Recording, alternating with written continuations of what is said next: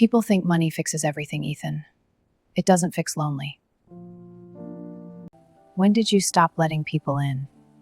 The day I realized I had to be enough for Lily alone. My best friend's mom was a billionaire CEO. She closed the door and asked me something I'll never forget before we begin. If you enjoy our stories, please like this video and subscribe to Sway Tales for more. Drop a comment and tell us which city and country you're watching from. I never thought the most powerful woman in the city would ever look at me twice. My name is Ethan Cole. I'm 32 years old, a single father to my 6-year-old daughter Lily, and I work as a contractor, fixing other people's houses while mine slowly falls apart. I don't drive a fancy car. I don't wear expensive suits. Most days I smell like sawdust and coffee. Not exactly the kind of man who belongs in the world of marble lobbies and corner offices. But life has a strange sense of humor. My best friend since college is Ryan Harmon. His mother, Diana Harmon, is the CEO and founder of Harmon Enterprises, a billion-dollar real estate and tech conglomerate that owns a third of the buildings I've probably fixed in my career. Ryan grew up with everything. I grew up with nothing. Somehow we became inseparable anyway. That summer, Ryan invited me to his mother's lake house for the 4th of July weekend. I almost said no. Lily had a cold. My truck needed new tires. I had 3 jobs lined up for Monday. But Ryan pushed hard, and honestly, I needed the break. I didn't expect Diana Harmon to be there. Ryan had mentioned she was traveling in Europe. Business meetings in Milan, he said. But when I pulled up to that massive white lake house and saw her black SUV in the driveway, something shifted in my chest. Something I didn't have a name for yet. Diana Harmon was 51 years old and looked nothing like 51. She had honey blonde waves that fell past her shoulders, sharp green eyes that missed absolutely nothing, and a kind of quiet authority that made entire boardrooms go silent. She wore a cream satin wrap dress that evening, standing on the screened porch with a glass of lemonade, looking out at the water like she owned it, which, knowing Diana, she probably did. Ryan introduced us like we were strangers, even though I had met her twice before at college events years ago. She probably didn't remember me. Why would she? I was just her son's bro college friend, but she looked at me like she did remember. "Ethan," she said, extending her hand, firm grip, direct eye contact. "Ryan talks about you constantly." "Good things, I hope," I said. She smiled, slow, careful. "Mostly." That first evening was easy. Ryan made burgers. Lily ran around the yard chasing fireflies. Diana sat at the porch table going through documents on her laptop, occasionally looking up to watch Lily with an expression I couldn't read. After Lily fell asleep on the couch, Ryan disappeared to take a work call that stretched into an hour. I found myself alone on the porch with Diana and the sound of the lake. "She's beautiful," Diana said, nodding toward Lily inside. "Your daughter. She's everything," I said honestly. "Her mother?" I paused. "Gone. 3 years now. It's just us." Diana was quiet for a moment. "I raised Ryan mostly alone, too. His father left when Ryan was 4. She paused. "People think money makes that easier. It doesn't." I looked at her. There was something raw in her voice, something she didn't show the world. I had seen photos of Diana Harmon in Forbes magazine, on conference stages, cutting ribbons at building openings. She always looked invincible. Right now, in the blue twilight, she looked human. "I believe you," I said. She looked at me then, really looked at me.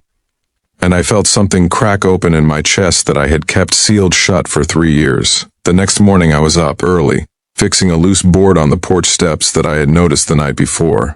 Old habit. I can't see something broken without wanting to fix it. Diana came out at 7 in the morning with 2 coffees, saw me crouched on the steps with a hammer and stopped. "You don't have to do that," she said. "I know," I said. "I wanted to." She handed me a coffee and sat on the porch swing watching me work. We talked for 2 hours. About Lily, about Ryan, about the lake house she had bought 20 years ago when Harmon Enterprises first turned a profit. Her first real purchase, before the penthouse and the private jet and the art collection. She said this house still felt more like home than anywhere else. I told her about the house I was saving up to buy for Lily. 3 bedrooms, a yard, nothing fancy. She listened like it was the most important real estate deal she had ever heard. By the third day, I knew I was in trouble. I noticed every time she walked into a room. I noticed the way she tucked her hair behind her ear when she was reading. I noticed she laughed quietly, like she had trained herself not to take up too much space, which seemed strange for a woman who ran a billion-dollar company. I also noticed that she looked at me when she thought I wasn't watching. On the last evening, Ryan went to bed early. Too much sun and too many beers. Lily was long asleep. Diana and I were the only ones left on the porch, the sky dark and thick with stars. We had been talking for hours. Easy, honest conversation that felt nothing like anything I had experienced in years. Then she stood up and said she was going inside. I said goodnight. She walked to the door, her hand on the frame, and then she stopped. She closed the door softly, not going through it, just closing it, like she needed to shut the rest of the world out for one moment. Then she turned around and looked at me with those sharp green eyes, and for a moment she said absolutely nothing. "Ethan," she finally said. Her voice was different, quieter. "I need to ask you something, and I need you to answer me honestly." I set down my glass. "Okay. When you go home tomorrow, back to your work, your tools, your life." She paused, and I saw something rare cross her face. Vulnerability, pure and unguarded. "Are you going to forget this weekend?" For a long time. "No," I said. "I'm not." She held my gaze. Something passed between us. Something without words, without a name, but absolutely real. Then she nodded once, slowly, like I had answered correctly on a test she had been too afraid to give anyone for a very long time. "Good night, Ethan," she said softly. "Good night, Diana." She went inside.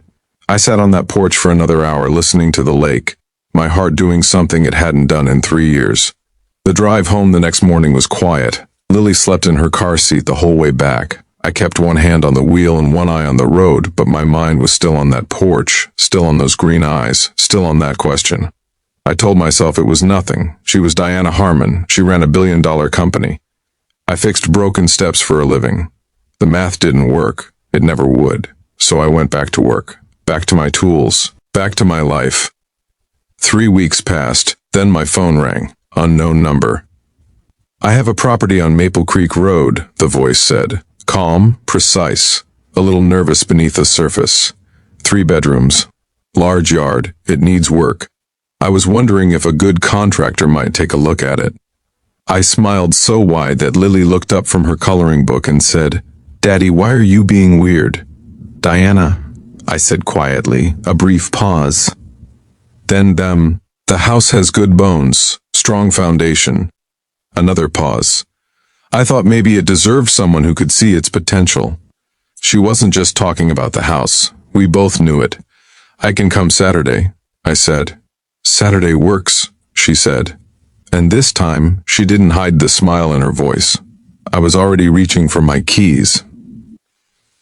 That Saturday, I pulled up to a beautiful 3-bedroom house on a quiet, tree-lined street. Diana was already there, standing in the front yard in a simple white blouse and jeans. No designer suit, no boardroom armor, just her. She looked nervous. It was the most beautiful thing I had ever seen. Lily jumped out of the truck before I could even turn off the engine. She ran straight to Diana, tugged her hand, and said, "Is this our house?" Diana looked at me over Lily's head, her green eyes soft and shining. "I don't know yet," she said gently. "What do you think?" Lily looked at the big yard, the tall oak tree, the wide porch. She turned back to Diana with the most serious 6-year-old expression I had ever seen. Lily said.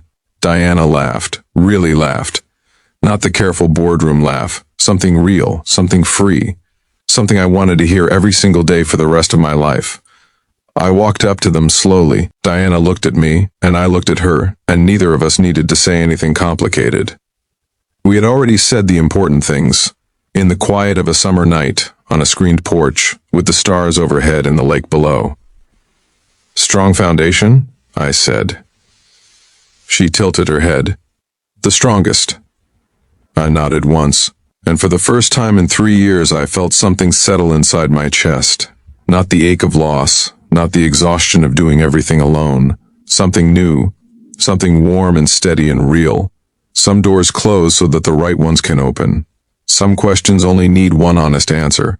And sometimes the most powerful woman in the room is also the loneliest. until a single dad with sawdust on his boots shows up and reminds her that the best things in life were never for sale. We walked into that house together, Diana, Lily, and me, and for the first time in a long time it felt like home.